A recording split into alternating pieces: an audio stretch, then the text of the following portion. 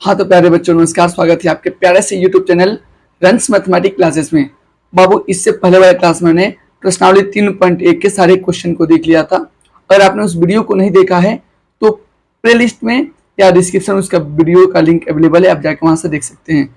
आज हम लोग प्रश्नावली 3.2 के पहले का पहला और दूसरा क्वेश्चन करने वाले हैं। तो चलिए स्टार्ट करते हैं। सबसे पहले वो क्वेश्चन नंबर 1 बोला है कि कक्षा 10th के 10 विद्यार्थियों ने एक गणित की पहेली प्रतियोगिता में भाग लिया। यदि लड़कियों की संख्या लड़कों की संख्या से 4 अधिक है तो प्रतियोगिता में भाग लिए लड़कों और लड़कियों की संख्या आपको ज्ञात करना है। ठीक है, आपको मैं एक बात बताना चाहूंगा। जैसे मान के चलिए कोई विद्यालय है, ठीक है बाबू। अगर कोई विद्यालय है तो विद्यालय में बाबू लड़का भी पढ़ता है और लड़की भी पढ़ती है। क्या बाबू? लड़का भी पढ़ता है और लड़की भी पढ़ती है। ठीक है, तो बाबू हमको अगर लड़के और लड़के की संख्या प्राप्त करनी है तो उसे दिया नहीं है, तो एक को हम x मान लेंगे और एक को क्या मान लेंगे बाबू? y मान लेंगे। ठीक है बाबू। और सबसे जरूरी बात, 3.1 में हम लोग केवल ग्राफ बना रहे थे, उसमें आंसर नहीं लाना था, लेकिन बाबू इसमें ग्राफ भी बनाना है और उस ग्राफ से आपको आंसर बनाना है। तो सबसे ये उसमें और इसमें बस थोड़ा सा कहीं फर्क है। तो चलिए स्टार्ट करते हैं। तो सबसे पहले बाबू हम क्या करेंगे, हम मान लेंगे, यहाँ पे लिखेंगे, हल दे देंगे। यहाँ पे हम क्या करेंगे, लिखेंगे बाबू हल हल माना लड़कों की संख्या बराबर x। ठीक है, हमने लड़का की संख्या क्या मान लिया बाबू? x मान लिया और तथा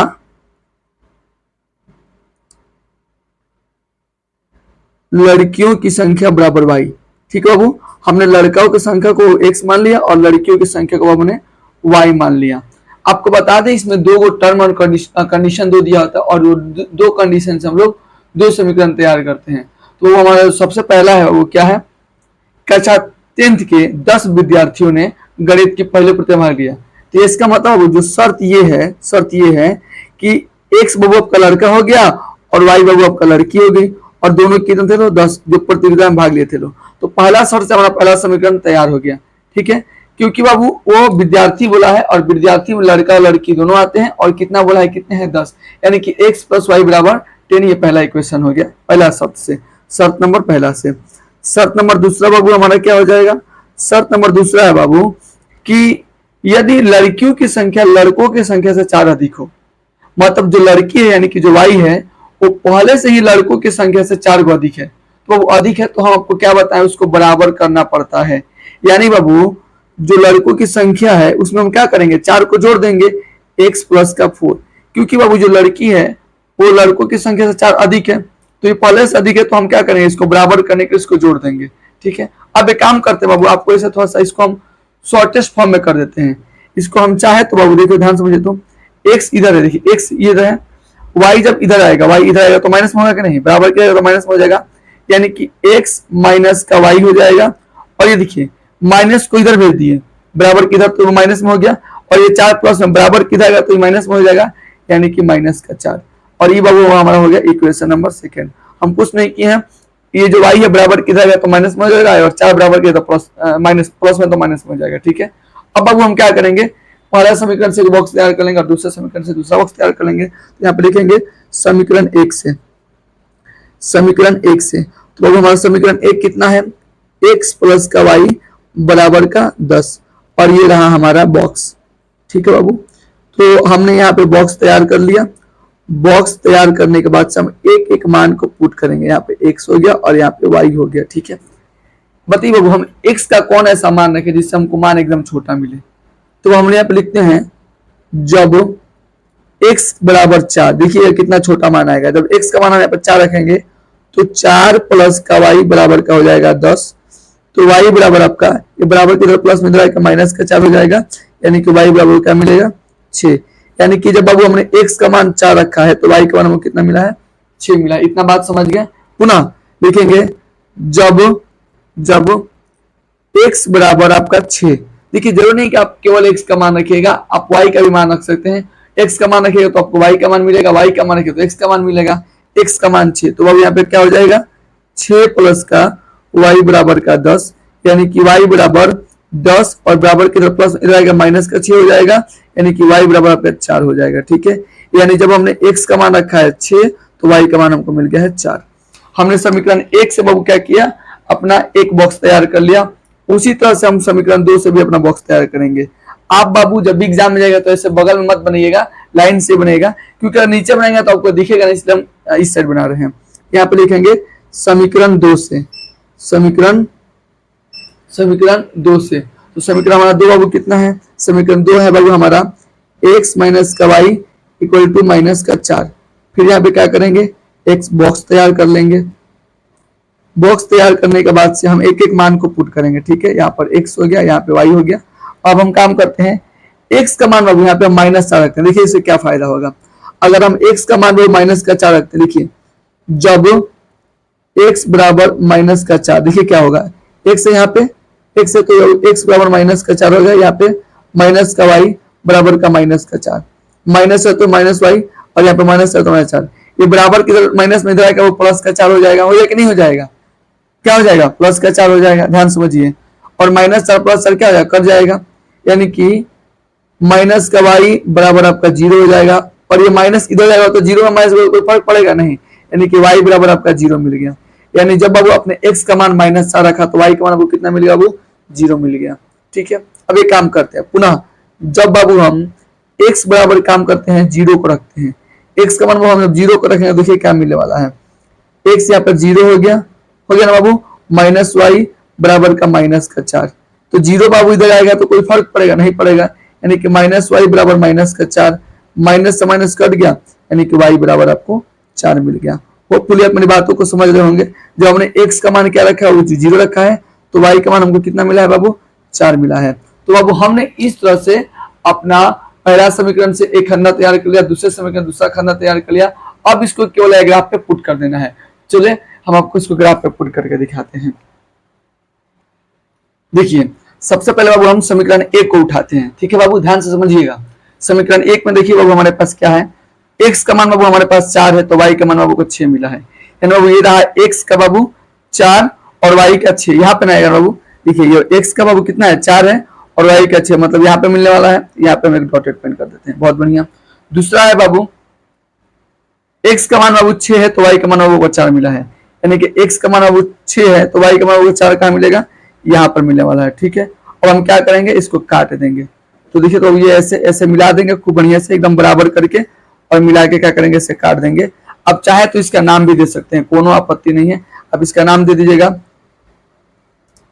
x प्लस का y बराबर का 10।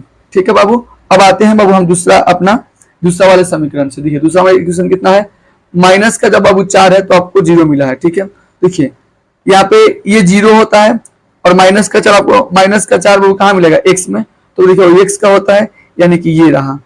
ठीक है बाबू, ये रहा। दूसरा बाबू x का मान बाबू जब 0 है तो y का मान कितना मिला है, 4, यानी x का बाबू 0, x का मान 0 तो y का 4 कहाँ मिलेगा, यहाँ पे मिलेगा। ठीक है बाबू, अब इन दोनों को मिलाकर हम क्या करेंगे बाबू, काट देंगे। ठीक है, एकदम बराबर काटना पड़ेगा, नहीं तो मान निकालने में प्रॉब्लम होता है। ठीक है बाबू, ध्यान से समझिएगा लो। ठीक है,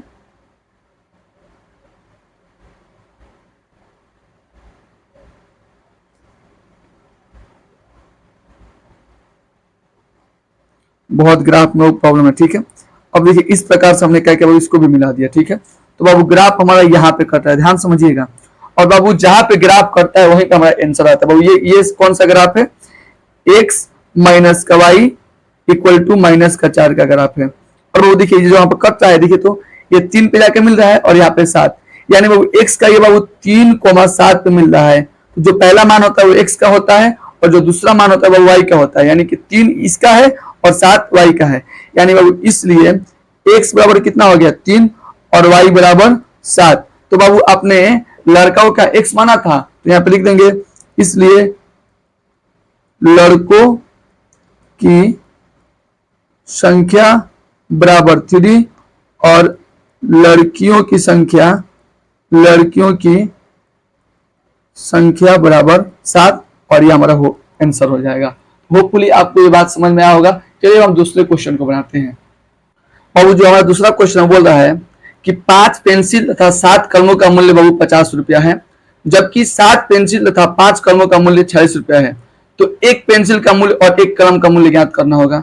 तो अब हम सबसे पहले इसमें क्या करेंगे, पेंसिल को x मान लेंगे और पेन को y मान लेंगे।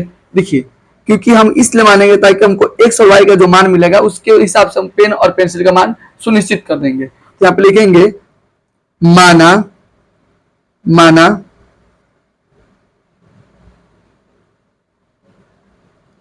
पेंसिल का मूल्य बराबर x, ठीक है, तथा पेन का मूल्य बराबर आपका क्या हो जाएगा y। इतना आप कंप्लीट कर लिए। अब बाबू शर्त पढ़िए, 5 गो पेंसिल है और 7 गो पेन है, तो उसका मूल्य बाबू 50 रुपया है। यानी बाबू ए का अगर x है तो 5 गो कितना हो जाएगा 5x हो जाएगा, प्लस 7 गो पेन है, एगो पेन का y है तो 7 गो पेन का 7y बराबर कितना हो जाएगा बाबू 50। तो बाबू ये था बाबू हमारा शर्त नंबर पहला, और शर्त नंबर पहला से हमारा पहला समीकरण क्या हो गया बाबू, तैयार हो गया। बहुत बढ़िया। अब दूसरा देखते हैं, शर्त नंबर दूसरा। शर्त नंबर दूसरा बाबू आपका क्या बोल रहा है जबकि अगला बार बाबू 7 गो पेंसिल, मतलब एगो पेंसिल का बाबू कितना है, एगो पेंसिल का x है तो 7 गो पेंसिल का 7x प्लस 5 गो पेन का यानी कि 5y बराबर कितना मिला है बाबू 46 रुपया में। तो बाबू दूसरे से हमने दूसरा अपना समीकरण तैयार कर लिया। बाबू हमने पहला जो लाइन बोला था यानी कि बाबू 5 गो पेंसिल और 7 गो जो कलम का मूल्य था वो कुल मूल्य कितना था 50 था, यानी कि 5x प्लस 7y बराबर 50 हो गया, और 7 गो पेंसिल यानी कि 7x और 5 गो पेन यानी कि 5y बराबर कितना 46। तो हमने दूसरा तैयार कर लिया। अब हम वही करेंगे, समीकरण 1 से एक बॉक्स तैयार करेंगे, फिर समीकरण 2 से एक बॉक्स तैयार करेंगे और उसको एक ग्राफ पे बैठा देंगे, ठीक है। तो देखिए यहाँ पे लिखेंगे सबसे पहले समीकरण 1 से, समीकरण 1 से, तो अब समीकरण 1 हमारा कितना है 5x प्लस का 7y इक्वल टू 50 है ना बाबू। अब हम यहाँ पे क्या करते हैं, खूब बढ़िया सा एक बॉक्स बना देते हैं। तो बॉक्स बनाने के बाद से क्या होगा, ये रहा बॉक्स, ये रहा बॉक्स, ठीक है बाबू।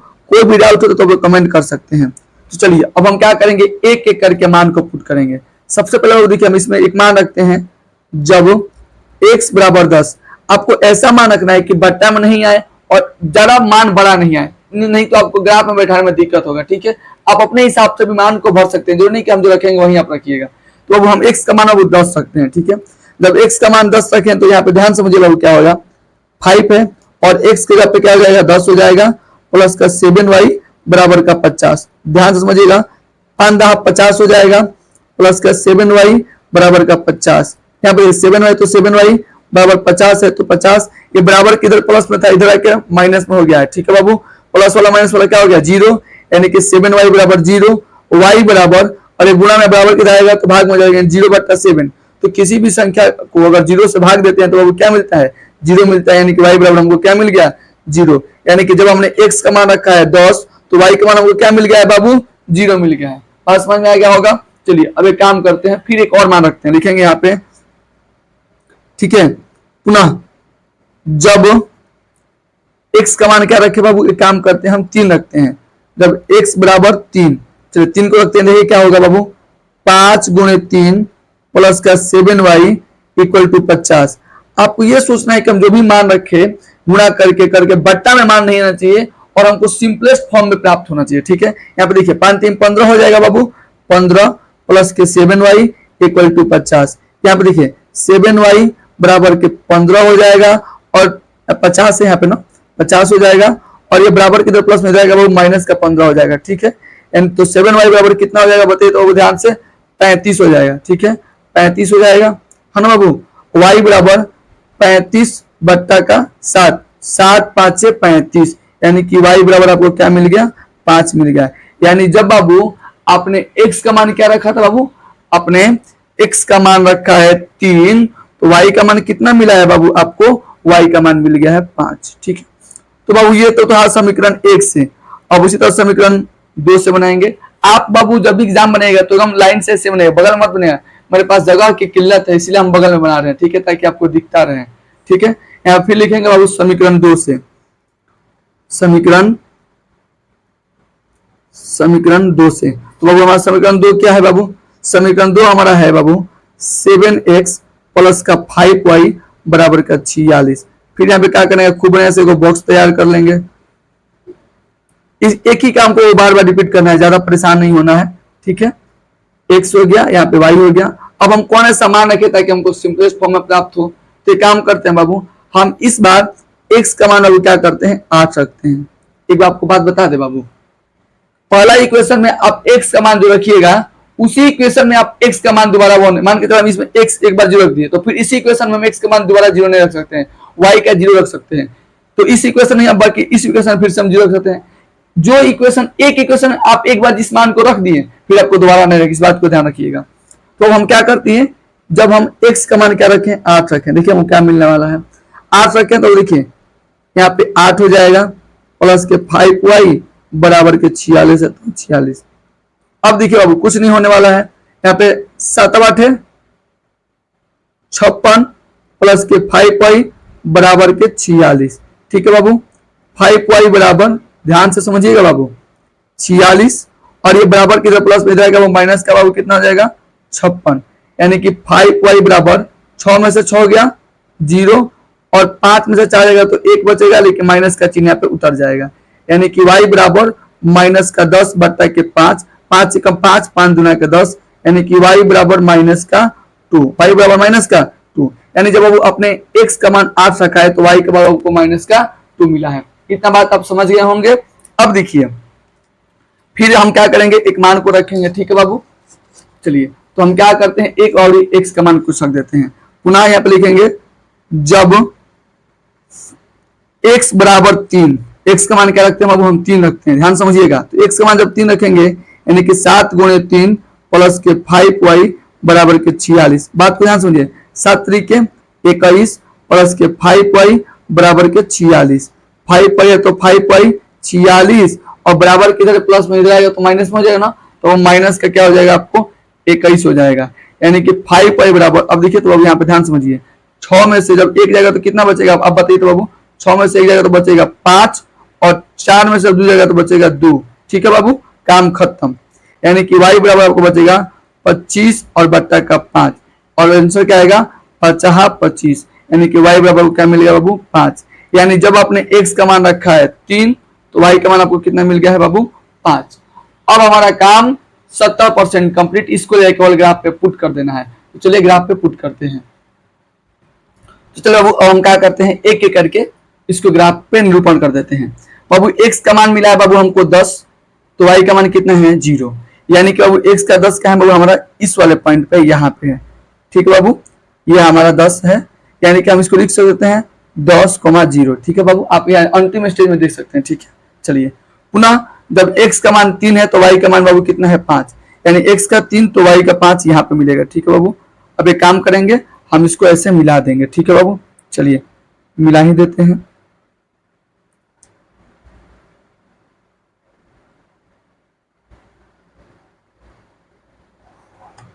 मिला दिए। अब अगर चाहे तो आप इसका नाम दे सकते हैं, इसका नाम बाबू क्या था, पहला जो हमारा ग्राफ था इसका था 5x प्लस का 7y इक्वल टू कितना था बाबू आपका 50 था। तो हमारा बाबू पहला समीकरण ग्राफ बनकर तैयार हो गया। और उसका हम दूसरा मान को पुट करेंगे, ध्यान से देखिएगा, x का मान बाबू 8 है, x का मान बाबू 8 है तो y का मान माइनस का 2 है, तो x का मान 8 आपको यहाँ मिलेगा, तो y का मान आपको माइनस 2 कहाँ मिलेगा, यहाँ पे मिलेगा, ठीक है। यहाँ पे ध्यान से देखिए, x का मान 8 तो y का मान बाबू कितना माइनस का 2, ये रहा, ध्यान से समझिएगा। चलिए बहुत बढ़िया। अब बाबू x का मान 3 है, x का मान 3 है तो बाबू y का मान क्या है बाबू, x का मान 3 है तो y का मान कितना मिला है बाबू आपको 5 मिला है, तो x का मान यहाँ पे 3 तो y का मान बाबू 5 आपको कहाँ मिलेगा, यहाँ पे मिलेगा, मतलब पुनः इसी ग्राफ पे मिलेगा, ठीक है। तो काम करें हम इस बार इसको मिला देंगे, यहाँ से ऐसे करके मिला देंगे, ठीक है, ऐसे करके मिला दिए। चलिए तो बाबू देखिए हमारा ग्राफ यहीं पे कट रहा है ना बाबू, ध्यान से देखिए हमारा ग्राफ यहाँ पे कट रहा है, तो जो हमारा ग्राफ यहाँ पे कट रहा है तो x का मान बाबू कितना होगा, यहाँ पे x का बाबू देखिए तो लाइन पे 3 है और y पे किस करता है 5 पे कट रहा है ना बाबू। चलिए आप समझ गए होंगे। तो बाबू जहां हमारा ग्राफ कटता है तो उसका पहले x का मान रखते हैं फिर y का मान रखते हैं, तो x वाले पे कटता है कितना पे 3 पे और y वाले पे 5 पे, तो लिख देंगे इसलिए x बराबर का 3 हो गया और y बराबर कितना हो गया 5। तो बाबू आपने पेंसिल को x माना था ना, तो इसलिए